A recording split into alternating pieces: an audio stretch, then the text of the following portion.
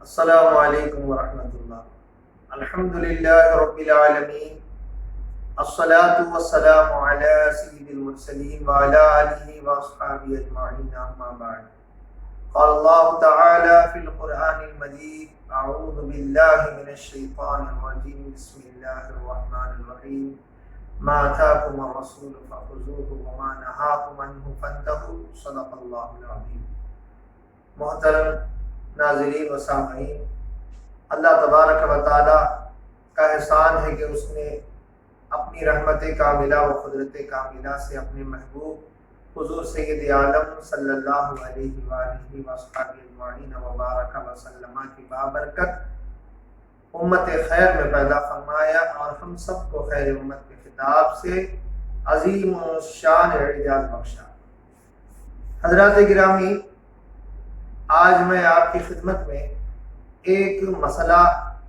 قرآن پاک اور حدیث صحیحہ اور علماء فقہاء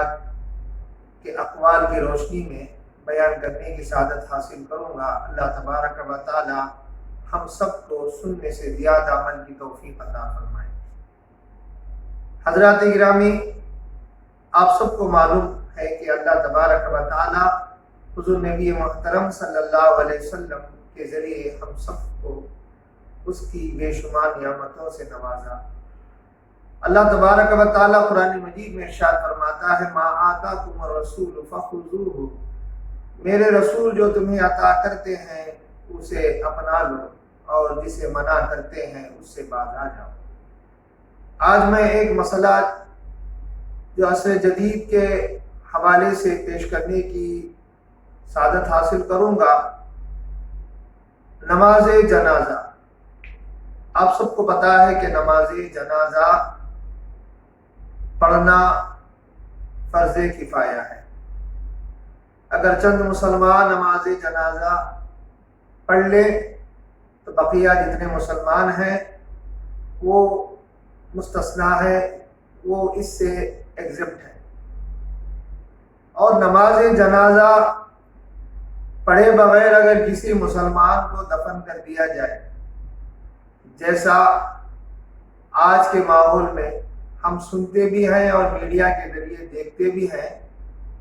کئی اموات المسلمین کو بغیر نماز جنازہ کے کرونا وائرس کی وجہ سے جو انتقال کر گئے، انہیں بغیر نماز جنازہ پڑھائے ایسے ہی سپرد خاک کر دیا جا رہا ہے۔ اس کے تعلق سے حضور نبی کریم صلی اللہ علیہ وسلم کی بے شمار احادیث اس بات پر دلالت کرتی ہے اور فقہاء نے اس کے تعلق سے اپنی کتابوں میں واضح کیا ہے۔ سرکار دو عالم صلی اللہ علیہ وسلم کی وہ حدیث جو امام بخاری اور امام مسلم متفق علیہ حدیث ہے، انہوں نے روایت کیا ہے، اور یہ حدیث مشکات میں بھی ہے اور نسائی شریف میں یہ حدیث موجود ہے، کتاب الجنائز میں موجود ہے، اور اسی طرح مسلم کی حدیث ہے جو کتاب الجنائز میں موجود ہے۔ حضور نبی کریم صلی اللہ علیہ وسلم کے عہد مبارکہ میں ایک راوی کا بیان ہے کہ وہ عورت ہے یا مرد، سیاہ فام یعنی حبشی عورت یا حبشی مرد، ان کا انتقال ہو گیا تھا۔ وہ مسجد نبوی میں چارو دیا کرتا تھا یا دیا کرتی تھی۔ اچانک اس کا انتقال ہوا تو لوگوں نے اسے دفن کر دیا۔ سرکار دو عالم صلی اللہ علیہ وسلم نے دریافت کیا کہ وہ کہاں ہے جو روزانہ آ کر مسجد نبوی شریف میں جو جھاڑو دیتی ہے وہ کہاں ہے؟ تو لوگوں نے کہا، یا رسول اللہ صلی اللہ علیہ وسلم، اس کا انتقال ہو گیا ہے، اسے دوپہر ہی دفن کیا گیا۔ تو سرکار دو عالم صلی اللہ علیہ وسلم نے ارشاد فرمایا، چلو مجھے بتاؤ اس کی قبر کہاں ہے۔ آپ صلی اللہ علیہ وسلم قبر کے پاس تشریف لے گئے اور آپ نے باقاعدہ نماز جنازہ قبر کے سامنے کھڑے ہو کر آپ صلی اللہ علیہ وسلم نے نماز جنازہ پڑھائی، اور پیچھے صحابہ اکرام صفے باندھے کھڑے ہو گئے، اور آپ صلی اللہ علیہ وسلم نے ارشاد فرمایا، جیسا کہ نسائی شریف میں ہے، فإن الصلاة له رحمۃ، سرکار دو عالم صلی اللہ علیہ وسلم نے ارشاد فرمایا، اور بخاری کے الفاظ بھی یہ ہیں اور مسلم نے روایت کیا ہے، فإن اللہ ينورها لهم بصلاة علیہم، میری نماز اس کے لیے رحمت ہے، کیونکہ آپ صلی اللہ علیہ وسلم اللہ رب کائنات نے کائنات کے لیے رحمت بنا کر بھیجا، جیسا کہ اللہ نے خود ارشاد فرمایا، وما ارسلناک الا رحمۃ للعالمین، ہم نے آپ کو عالمین کے لیے رحمت بنا کر بھیجا۔ حضور صلی اللہ علیہ وسلم کی نماز جنازہ اس میت کے لیے رحمت ہے، کہ سرکار دو عالم صلی اللہ علیہ وسلم کی جو ہے خصوصیت ہے، یہ آپ کی شان ہے۔ اب یہاں ایک مسئلہ بھی آپ کے سامنے میں سناتا چلوں، فقہ السنہ اور دیگر کتابوں کے اندر یہ مذکور ہے، اگر کسی کو بغیر نماز جنازہ پڑھائے کسی کو دفن کر دیا گیا تو ہم وہاں خبر پر کھڑے ہو کر نماز جنازہ پڑھ سکتے ہیں جماعت کے ساتھ، یہاں بچے بھی جو ہے کھڑے ہو سکتے ہیں، جیسا کہ بخاری کی وہ حدیث